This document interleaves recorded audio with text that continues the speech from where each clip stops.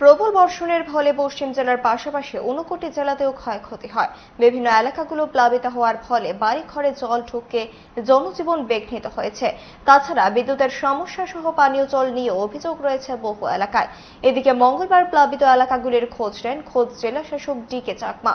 ঘূর্ণিঝড় থেকে নাগরিকদের রক্ষা করতে স্থানীয় প্রশাসন কাজ করছে বলে জানান মহকুমা শাসক প্রদীপ সরকার।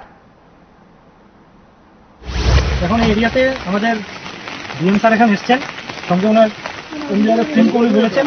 আর আমাদের যে পঞ্চায়েতের যে সমস্যা সঙ্গীবাগ পঞ্চায়েতের, এখানে স্যার কথা বলেছেন। এখানে যে জল নিষ্কাশনের যে ব্যবস্থা যেটা হচ্ছিল না 2018 থেকে সবাই বলে যাচ্ছেন, তবু সেটা হচ্ছিল না। এখন স্যার আবার এখান থেকে লোকেশন আনিয়ে অফিস স্টাফ দিয়ে এখানে ইন্ডিয়ার টিম পাঠিয়ে স্যার এখন ইমিডিয়েট সেটার একটা ব্যবস্থা নিচ্ছেন। আজকে সকাল 8টা পর্যন্ত 182 mm বৃষ্টি হয়েছে এই কৈলাসহরীতে। তো এটা যে বৃষ্টি হচ্ছে, এটা যে ঘূর্ণিঝড় রেমেল, এটার জন্যই এটা হচ্ছে এবং এটা একটা প্রাকৃতিক দুর্যোগ।